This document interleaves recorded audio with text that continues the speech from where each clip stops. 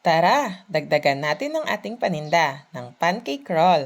Simulan na natin! Ang gagawin ko ditong recipe ay small batch lang upang matry muna ninyo ito at hindi kayo maglalabas ng malaking puhunan. Ayan, ang una kong nilagay ay 2 cups ng all-purpose flour. Sunod naman ito ay baking powder. 2 tablespoon lang ito. Sunod ang 3/4 cup ng asukal. Brown sugar lang ang ginamit ko upang mas mura. At 1 pack na birch tree milk na maliit lang. Ayan, hinalo-halo ko muna ang mga dry ingredients bago ko ilagay ang wet ingredients. Ginagawa ko ito upang hindi na ako mahirapan sa paghalo kapag nilagay ko na ang wet ingredients. Ayan, sa puntong ito, naglalagay na ako ng tubig. Bale, 2 and 1/2 cup ang kailangan natin. Pero nilalagay ko ito ng batch by batch. Huwag nating bibiglain ang paglagay ng tubig dahil may arinang hindi matakaw sa tubig katulad ng mga low class, ang mga class C. Kapag ganon, tansyahin nyo muna ito. Maglagay ng 2 hanggang 2.5 ng tubig. Kapag all-purpose flour naman ang gamit, ito ay high class. Kaya ito ay kailangan ng marami-raming tubig. Kaya 2 and 1/2 cup ang aking nilagay na tubig dito. Ayan, sa puntong ito, naglagay rin ako dito ng 1 pirasong itlog at kaunting asin. At saka ko ito hinalo ng mabuti upang ma-incorporate ang itlog sa ating mixture. Ang last na ingredients ay melted margarine. 1 tablespoon lang ito. At haluin ito ng mabuti. Hindi na ako dito maglalagay ng food coloring. Nasa sa inyo na rin ito. Kung gusto ninyong lagyan ito ng yellow color. Ang ginagamit kong pantakal dito ay 1/4 cup lamang upang matansya natin ang ilalagay nating mixture. Ayan, nagpainit na ako ng kawali.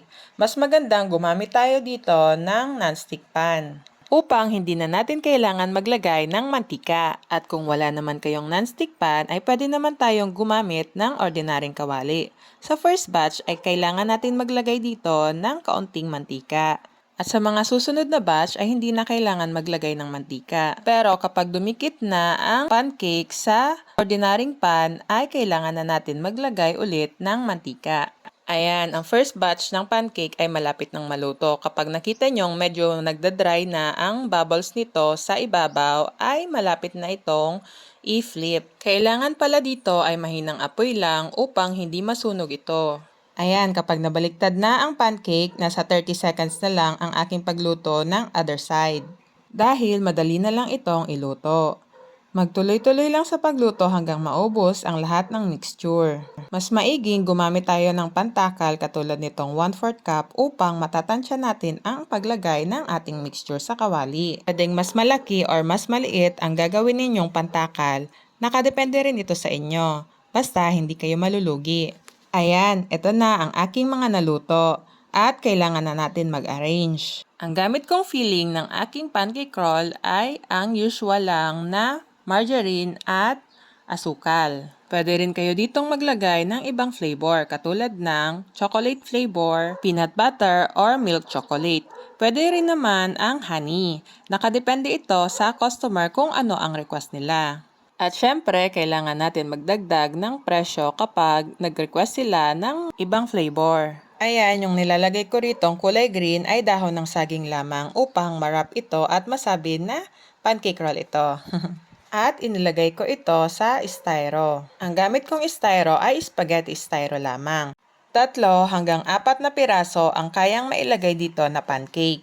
At pwede natin itong maibenta ng 10 pesos per piece. Maganda itong pangbenta sa mga estudyante. At kung wala kayong tindahan, ay pwede naman itong i-online selling, kagaya ng aking ginagawa. Ang kada pack ng styro nito ay binibenta ko ng 30 pesos sa online. Pwede itong pang breakfast o pang merienda. Sa mga magtatanong ng full list ng aking ingredients, ay ilalagay ko ito sa huling bahagi ng video. O siya, hanggang dito na lamang. Hanggang sa muli. Paalam!